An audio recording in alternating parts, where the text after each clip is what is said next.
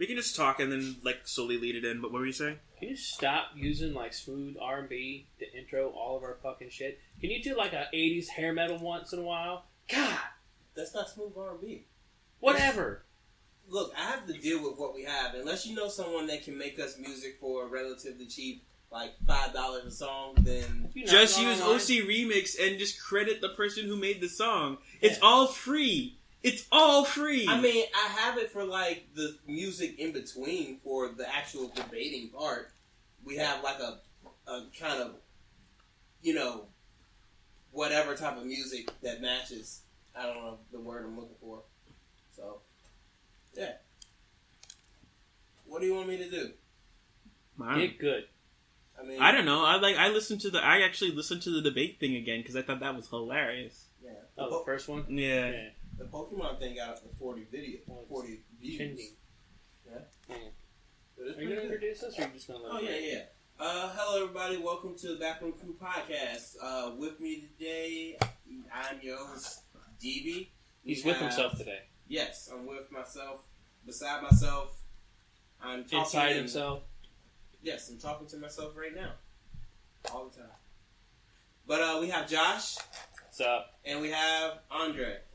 He's currently scorping down McDonald's. And we would like to have Wesley here, but he is not, unfortunately. He's 4 o'clock.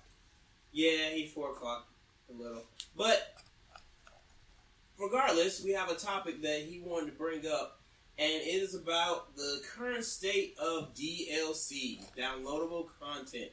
That's that stuff that's in video games that they kind of give you extra stuff. And it's kind of like your sandwich, Dre. It's basically, the DLC would be the lettuce, tomatoes, onions, pickles, the bun probably even. No, that's the base game. The base game's the bun, and the first DLC is the meat. Then the next one's the cheese. Yeah. Which, honestly, what the fuck? Unless you get the season pass. Which is pretty much a gift card. So you're paying ahead of time for all this stuff. Yeah. But that's when it's done wrong. So, I know both of you guys are more experienced with DLC. I'm more of a Pokemon player, so I don't know that much DLC. Your DLC is given to you on a card form at a fucking event. No, because this fool... A mystery gift will show up in your game. This fool keeps forgetting.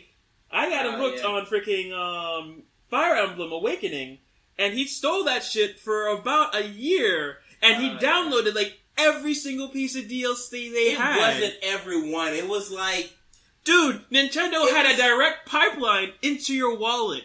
It was what? 6 maps. I downloaded 6 extra maps. You also downloaded classes. Yeah, well, no. It wasn't. That's what the extra perks were. Mm-hmm. If you beat the maps, you get that class. But they're such good classes, though, because I had to get them. I was like, this is it's a Dread Knight and a freaking, it's essentially a waifu, because she was wearing a wedding dress. Alright, well, let's get into the meat conversation before we're talking about your waifu situation. No, this is actually part of it, because Nintendo released DLC for Dragon Age, Fire Emblem Awakening, after they released the main game. That was all optional content. You didn't need those classes to beat the game. Yeah, they made it easier. You didn't need those maps to beat the game. But yeah, they made it easier. But then again, you have stuff like, what is it, the new Deus Ex, Mankind Divided, where you have consumables that you buy because you pre-ordered something that you can only use once. Ever. No, I'm going to start a new game and then I get the stuff again. No! Once it's used, it's gone. See, yeah, I don't like that. That is stupid. Alright, I'm going to just take the whole conversation here. Go ahead. Lead off. DLC is a horrible idea when it's done wrong. It is also a great idea when it's done right. Now let me explain my 2 points. First of all, the one that's really kind of notorious for this is Call of Duty and games that just don't really care about giving you a full game experience. You can come out right now... Destiny's really bad with it. But Destiny, we knew Destiny was going to be a lot of DLC as time progressed. Going into it. Yeah. But... But people also assume that there's going to be a complete game when they bought it the first time. But let me get there. when you have a game like Call of Duty, and it is pushed out every year, and by 2 different publishers, every year you got a new Call of Duty. Every year. And then every year they know at every 3-month interval or every couple month interval, however they do it, they're going to push out a DLC pack. Right. And these DLC packs, you don't need them to play the game because they ain't got nothing to do with the storyline game because storyline comes out on the disc. You don't get additional storyline content or anything like that. What you do is you come out, you pay. Last time I played for DLC on a Call of Duty map, it was like $15. Now, granted, this was a while ago. I don't know what the going rate is now, and I don't have my PS4 open to find it right now. So you're paying $15. Most DLC, good DLC is $15, right? Mm-hmm. So you come out, you pay $15. Now, in this $15 package, you're getting multiplayer maps. Okay, fine, they're brand new multiplayer maps. But then they start reskinning older multiplayer maps from previous games to put them into the new game. So it's the same exact layout, just a new fresh face on it. Okay, fine. Now, I paid $15 for that. Okay, there's 4 of those. So now I'm paying $60. If I want all the DLC, I've now basically bought the game twice. But what really pisses me off about this type of DLC plan is now they will come out with extras. Like, you can come out right now, and you can buy a skin pack. It gives you skins, reticle options, and all this other stuff. That's for like $2 to $5, depending on what it is. Mm-hmm. And now you have this one particular thing that has no other purpose than just putting skins on your fucking shit and changing your reticle. It doesn't give you any coolness. Doesn't give you any extra classes. Doesn't give you any extra map. It's literally just look what I bought when you're playing the game. Skins should be, I think, skins should be included. In the $15 DLCs, or at least included in the main game, and it be achievements. Yeah, like you unlock achievements for this skin or whatnot. They did that at one point. You had to take the weapon and go out, and you have to work. You have to get so many kills, so many this, so many that to get this particular skin. Right. In the first Modern Warfare. Now, as time progressed, now you can come out, you can buy the bacon skin for $3.99, and you can get the bacon skin because it's this, that, and the other for your game. Literally bacon? Literally, it just paints your gun to look like it's a bunch of bacon.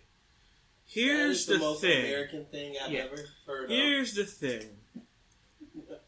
Part of the reason why this can happen, and part of the reason why this is successful, is because people lack patience, especially adults, because when we're working, let's say, you from whatever unholy hour you wake up to till when you get off, or me from 9 to 5, There's nothing unholy about 3 a.m. The sun has not yet risen, sir. You miss a lot the of Lord sunsets. of the night is still high. He's my buddy. 3 a.m. is luckily my bedtime. Fuck all y'all. Oh, Lord, no. But, they don't have time. And so, they want their character to look a certain way, but, say that they're, unfortunate or fortunate, I suppose, enough to have kids or other things that tie up their time in addition to a regular 9-to-5 schedule, you suddenly find yourself lacking the time to invest in getting those things, like the bacon skin. All right, well, let me. And with the yearly churn, because they've damn near turned Call of Duty into another fucking Madden franchise. Thank God they stopped doing that with Assassin's Creed. Yeah. There's no time to slowly work up to it, because by the time you even get anywhere near close, the newest version's out, and all of a sudden you have nobody to play with because everybody's taking it back into GameStop. Now, what I will tell you this, though, with the newer games, especially in shooter games and all this other stuff, they've gotten rid of the leveling system. There are certain weapons that you have to be certain rank before you can unlock, but what they do is they give you a credit system in the game, in-game credit system. Let's not confuse that with the DLC topic that we're talking about. Mm-hmm. So you can come out, if you say you want to build your specific class, you know how you want to build it, well, you don't have to go through 55 levels to get that gun. You may have to go through your first 10 levels, and now you can unlock that gun with your credits. Well, which, I like that. But getting back on the DLC thing about it, Call of Duty is a money grab. But it's not as bad as certain other money grab games. And I'm going to tell you this right now. They had a game, Planet Slide. I liked the game. I played the game. And I'm a group Warframe into this as well. This is a game that's free to play. Mm-hmm. It literally does not cost you a damn thing to pick this game up and play. Mm-hmm. However, in Planet Slide particularly, if you did not have an advantage coming in and trying to rank up slowly, you can get every single weapon in the game through in-game currency. But it was so goddamn hard to earn that currency. It would be one thing like, okay, this gun cost you $5,000, but I can earn $5,000 in, say, 5 to 10 matches, depending on how I'm playing and what I'm doing. Mm-hmm. No. The game, it's going to cost you... There's certain weapons in the game that really aren't that fucking much better than what you can get through the baseline that are 600,000 points or credits or whatever in the game. For you to earn 600,000 credits, you have to play the game well. And I'm not talking just play it. You have to play the game like you're owning religiously for a long time to be able to get this gun. So what they do is you can come in and you can buy credits. Now this credit is a DLC. You go and pay and this is where they get you. They do the incremental stuff. So you're paying XYZ and you're going to get XYZ. But the more you pay, the more in-game stuff you get. But what really pisses you off, how they register it up and how they save it up. Say you need 5,000 points to get this gun. But they only give you like a 4,200 point one and an 800 point one. So now you got to spend the $10 or whatever, the $5 to get the 4,200 points, and another $5 to get the 800 points, to get the $5,000 points. So now when you go buy the gun, now you spend all this money, you got the gun, okay, great. But now you don't have a roundabout number left over. You're either going to have to buy the bigger pack. It doesn't break down. Mm-hmm. So what's aggravating about that DLC is, yes, it's a free-to-play, but it's a pay-to-play. It's a pay-to-win. Well, see, that's the same thing like a lot of mobile games. Yeah. Do that. That's where they got it from. Yeah. Yeah, essentially. But if you're going to sit here and say, okay, this is DLC content, it's not DLC content. It's pay-to-play content, but you have it you can download this content. You can buy this gun right now, and it's in the game for you, but you paid for it. And I'm not going to say that I have not done it. I can justify playing a free-to-play game if I don't spend any more than $10 on this game. It's okay. Especially if it's a game I've played for a while. Warmachine. God damn it. Warhammer, War Machine, Warframe. Hey! It's all the same if you really want to think of it. So, Warframe, their DLC packs are kind of the same. Well, but now they have in-game trading to where you can trade basically real-life currency if you do it the right way. But here's the thing. In and God damn it, you make me do it too.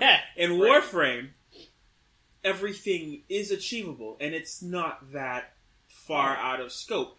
Most of it is cosmetics. Yes. Some of it is the new frames and weapons, but always, in every situation, it's not like, like World of Warcraft drops where you're hunting some rare quest drop and you're stuck in a zone for 20 hours. Yeah, now, with a proper team, you can get all the components you need in maybe 2-3 hours or less. Yeah, but is it worth $79.99 to go out and buy the brand new frame pack whenever it comes out? Nobody's forcing you to, and like I said, you can get all the components and start assembling the frame yourself.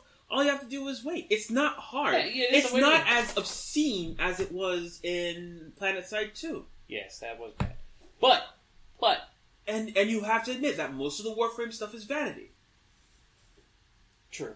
I will give you that. But, not to mention that I'm about to go in.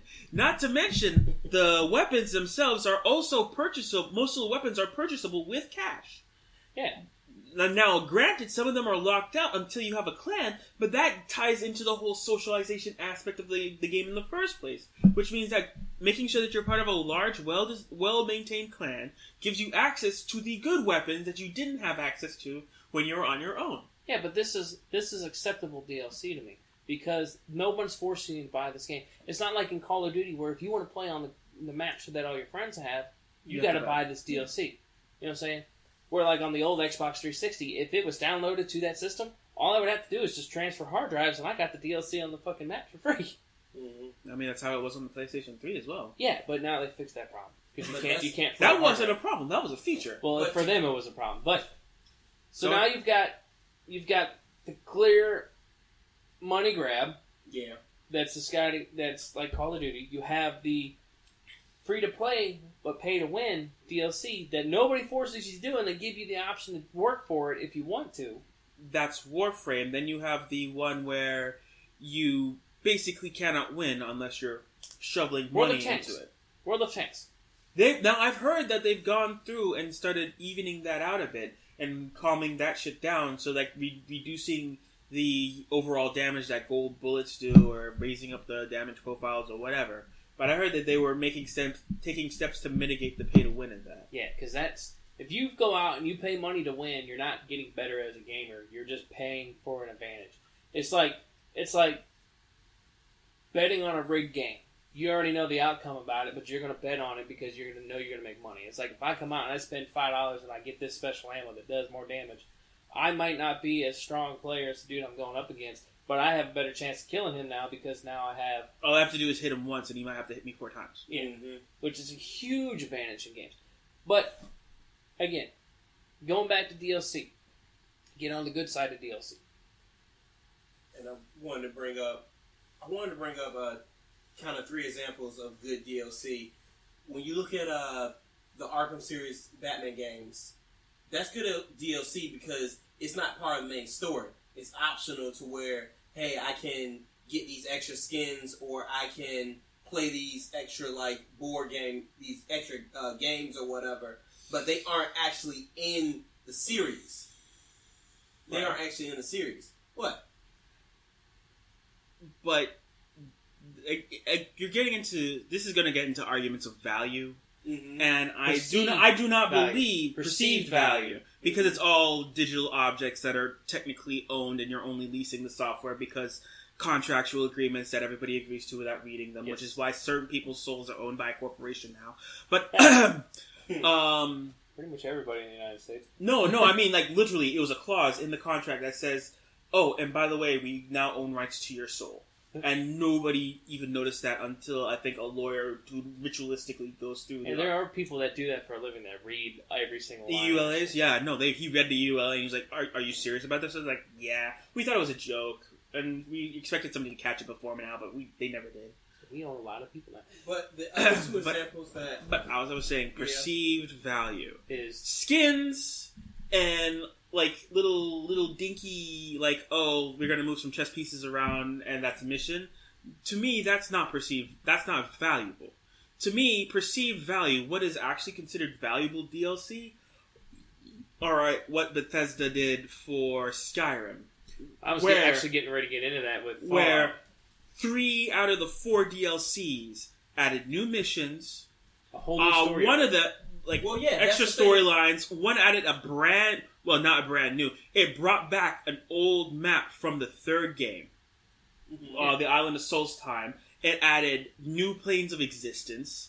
Not to mention it expanded on modding features, which means that the game, which is now currently experiencing a 9th revival, 5 years after its release, with the release of the oh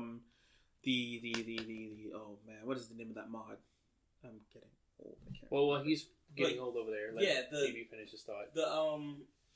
But the Arkham series did that somewhat. They did bring new maps and new gameplay. They brought new stories that you can play in there that added to it. It didn't take away, or it wasn't unlock this special board or whatever like that. This special part of the story in order to complete it. It wasn't like you need to do this in order to complete it or whatever. It's like you can not download any of that and still complete the story. But what about in Injustice and certain other fighting games that caught a lot of flack, that when they dove into the game's software on the original disc, wasn't DLC, right? The characters were already there.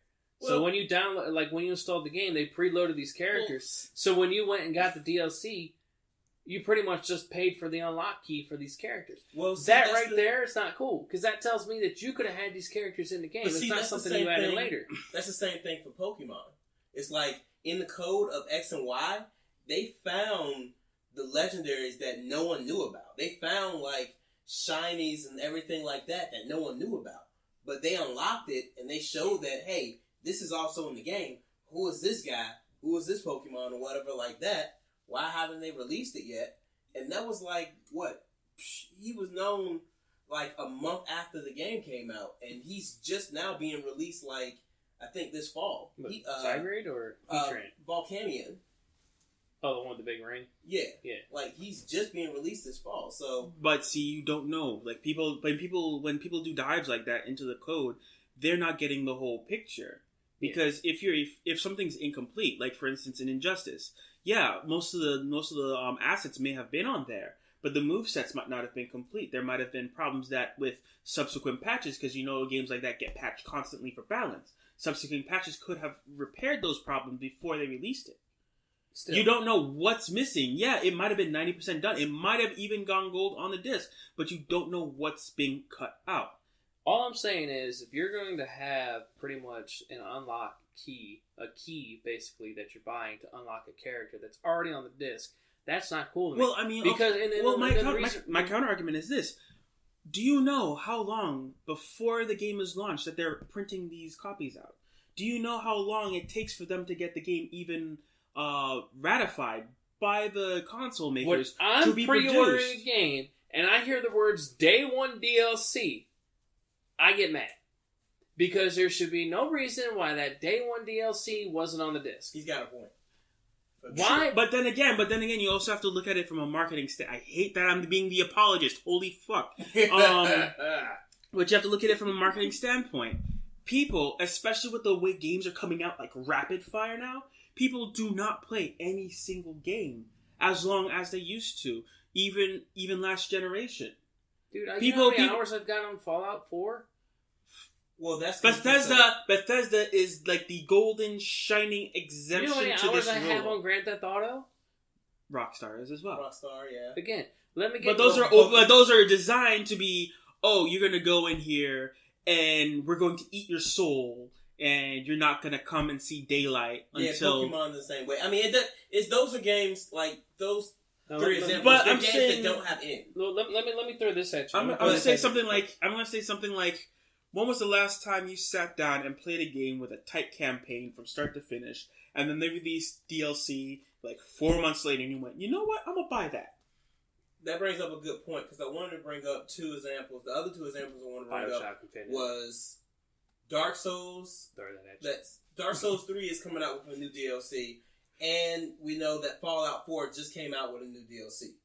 Now, it came out, yesterday? Yeah. Now, Fallout 4, their DLC, this is the third? That's what I've been trying to get into that. You all keep rabbit trailing on me. Because the third type of DLC is meaty DLC. And what I mean by that is it adds value to the game. You can come out and buy Fallout 4 by itself. There's tons of shit to do in there. I mean, like I've said before, I've literally lost days into Fallout 4. And they came out with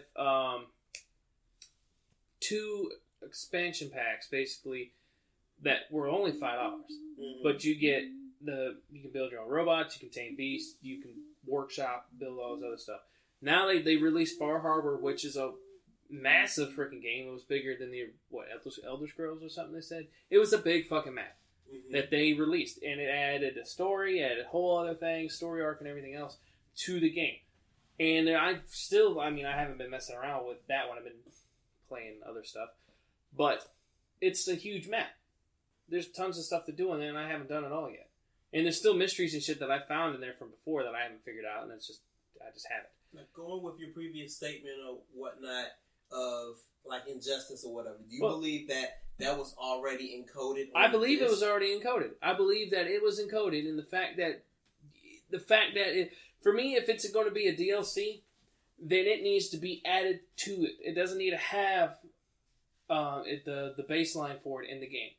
Because then that, to me, tells me that you already knew you were going to have this character, but for whatever reason, you pulled it back and said, I'm going to release this character a month after the game releases. So what you're saying, based off of the base game of Fallout 4, the Fall Harbor, and the new release, Nuka World and everything, basically all of that should have been on one disc. No, what I'm saying is that if it was on a disc, you shouldn't have to pay extra for it because it's on the disc.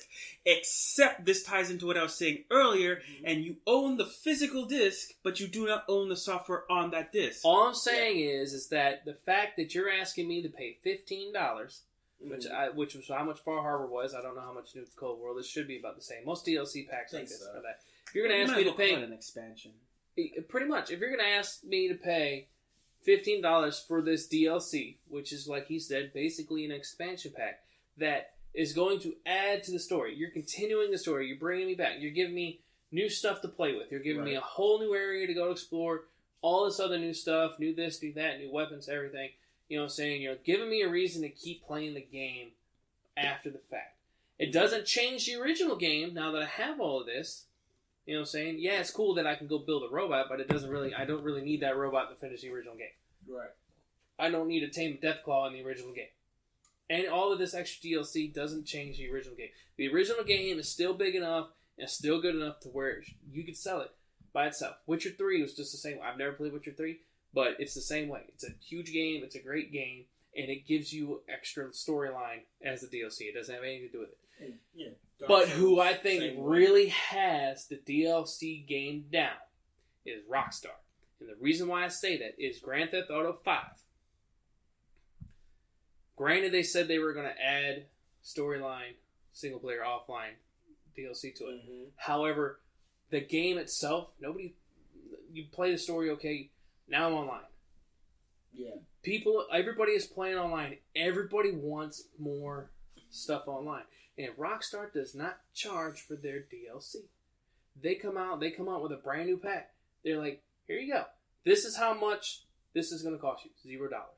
This brand new game feature that I'm putting it came out with the stunt track. So now you can build a stunt course in the GTA world. It's basically a mod pack.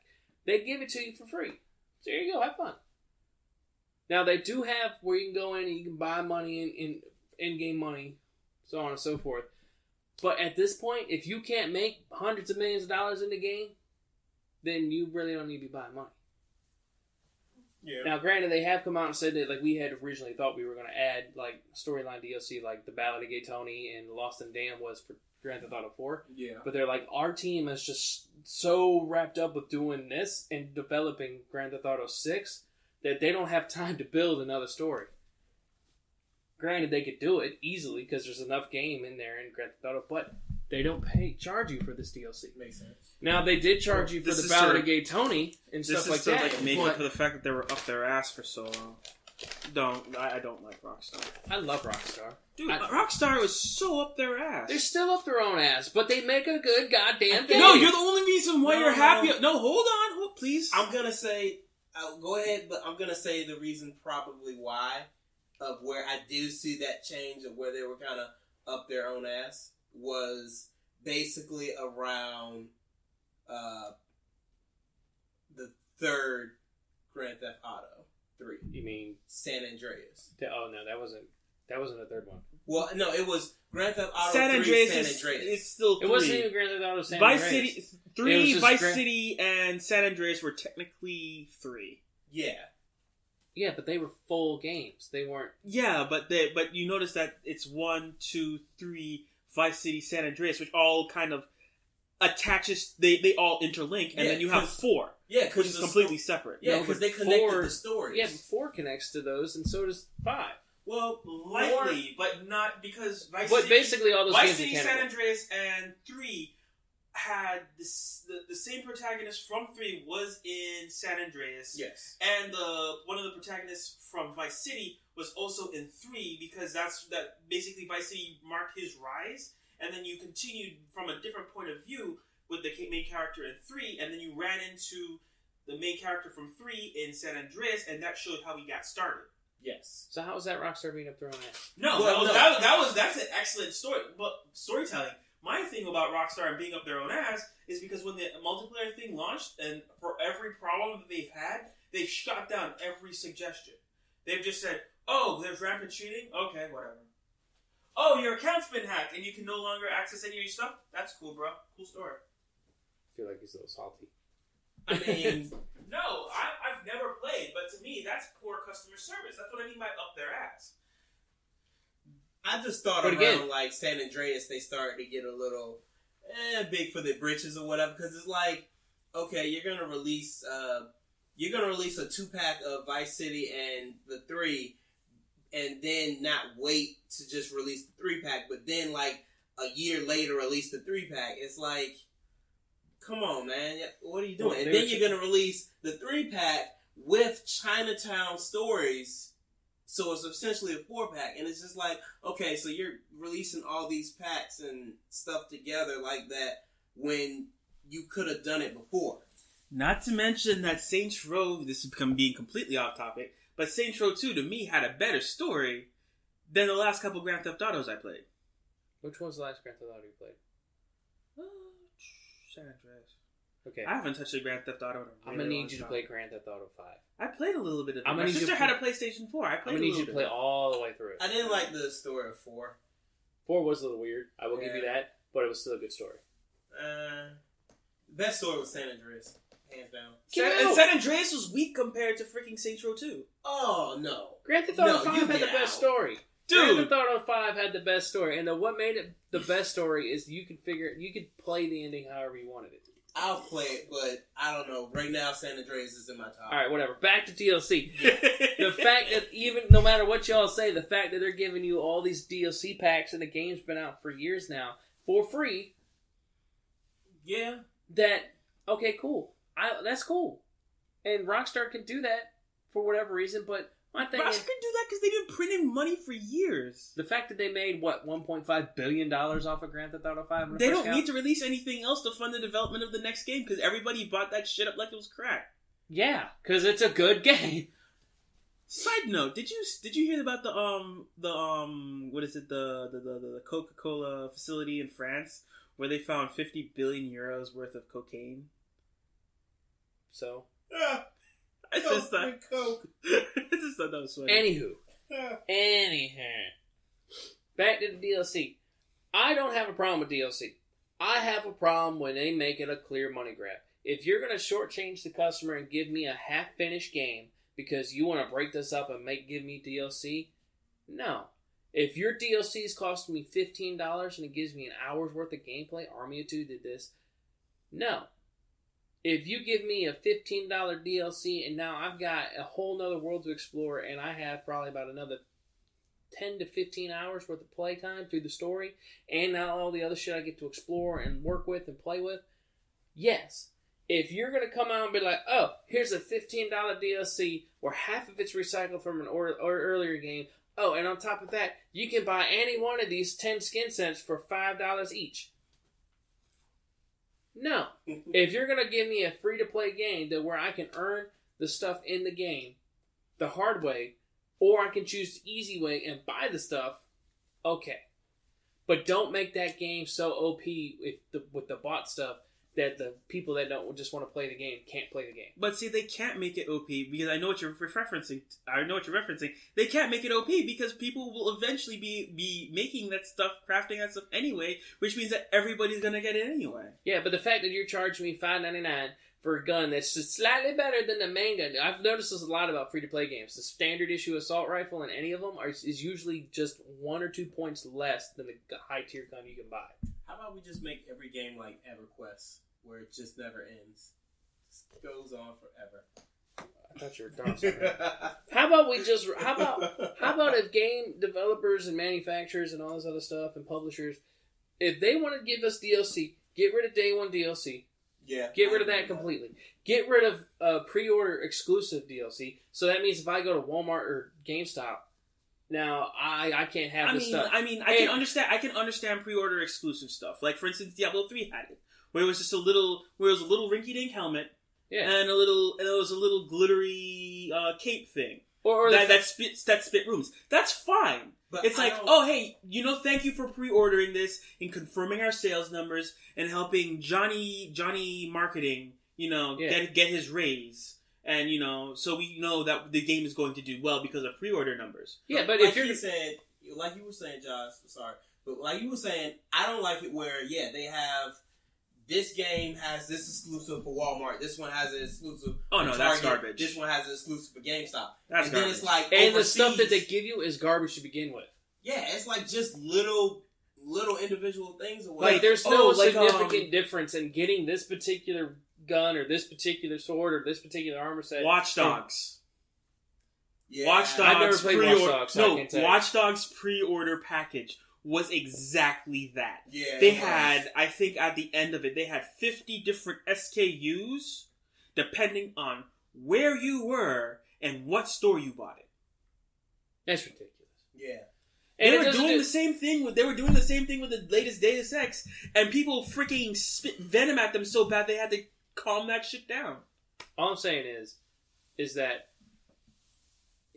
you can't keep chopping up stuff. And you've all seen the memes on there where, like, has a picture of a hamburger and, like, games back in the day, it was a full hamburger. Now it's like... And the DLC was the fries and the drink. Yeah. But now it's like, you get the bun, then you gotta buy the burger, the cheese, the ketchup, the mustard, and then, like, you can only get the day one exclusive for Walmart is a Coke, where the one over here is a Pepsi. You know what I mean? It's like... No Man's Sky. Oh, God. No Man's Sky. First of all, No Man's Sky, Day One Digital, thank you for downloading or pre-ordering this, was absolutely worthless.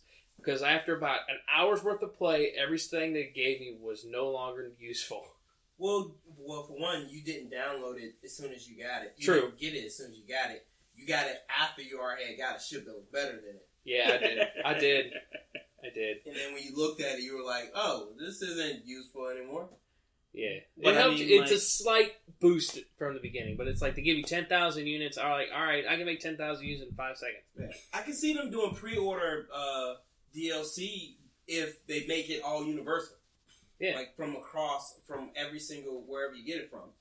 And don't do that freaking region stuff where it's like, America gets this DLC and then Europe gets that one. Because what if I want the European one, but I live in Saskatchewan? Exactly. I'm stuck with the North American stuff. But like, for instance, as far as Day One DLC, like a lot of people were mad about Mass Effect 3 because they locked a crew member, like a actually story vital crew member, behind a $10 paywall, unless you pre-ordered the game. What? Yeah, you can't do that. You can't affect me completing the game because I didn't buy the character or the DLC. Well, if you're going to have a DLC, it cannot affect me going through the game. Well, for that type of game, it's like you can complete it so many ways. Dude, but it's still story. Okay, let's put it this way. For the first 2 games, they built up this one race of precursors as being the people who fought the main villain, and, they failed, but then you find out they fought him and nearly won. And then there's like, in the third game, the final one, the one that's going to end the story, they go, yeah, go ahead, thank you for purchasing it. By the way, if you want to talk to, we have one of these ancient people, he was stuck in a stasis chamber, and if you want to talk to him, you have to give us an additional $10. Yeah, no, see, that's not cool. You can't keep story critical components. Like, that was their DLC. To me, that was their big fuck up. The following up, Omega and Leviathan and not Arrival, but it was like the Fond Farewell or whatever, they Goodbye one. Those were good. Those were story. They melded in with the actual story. You could play them at any point, beginning, middle, or end of the story, and it still worked. Well, that was like with Borderlands. Yeah. Borderlands, you go on, you play the whole game of Borderlands, awesome. Then they released the DLC, which me and Justin, first of all, we've played every single Borderlands all the way through on all the DLC. I think the only one we didn't play was the Claptrap one, where you were in Claptrap's mind, and that was because he was being deployed, and just it's really hard to play with him when he's on the other side of the country, because the servers don't match up. Anyway, So, first Borderlands, we played through the game, we spent hours playing through the game, beat the game, alright, cool. Within about a month and a half time after the first one was released, we got another Borderlands game came out. Downloaded it, we sat down, we kicked its ass, and about an 8-9 hour thing. But you gotta remember, when me and Justin are playing these type of games, we usually do pretty good. Now that's not doing all the other side quest bullshit and searching all this other stuff. The main game. That's just going through the main story and just trying to kick ass as fast as we can. Yeah. And they give you 4, right? Mm-hmm. Granted, one of them was a Thunderdome, like an arena style thing, which, okay, fine. But the other 3 were Dr. Ned, General Knox, and Claptrap Ninja thing. Those were fun. Nobody talks about that. Those were fun. Borderlands 2 did the same thing. You had your Sand Pirate one. You had another arena one. Fucking Tiny Tina's Bunkers and Buster shit. That was fucking amazing. That was probably one of the best DLCs ever. Because what it did is it took the same game, but now we're going to completely change everything. You're in a fantasy world. You're playing a fantasy game with guns that shoot swords. Well, okay. And a spatula playing Excalibur. They were playing Dungeons and Dragons. So but you were a character in the story. The characters from the original game were playing Dungeons and Dragons, and you're playing the character in the game. Yeah, so they're like, I'm going to play the Siren from this game, and I'm going to be the. And so they were running through as it, and you were playing them, so the story would change around you because Tiny Tina was the narrator. She's the dungeon master, and that game was so much fun because again, that's good DLC because it's something completely different, but it's so much fun. We could lose ourselves in that game for a while. I mean. The sheer fact of the matter is there's a gun called this, I forget the name what it was, but the Red Line Text, which for those of you who don't know, the Red Line Text on a Borderlands gun is a legendary thing that basically gives the gun a unique ability. It was called Slippery When Wet. So when you're firing the gun, at any moment it'll just slip out of your hands and out of your inventory. And you have to go pick it up again.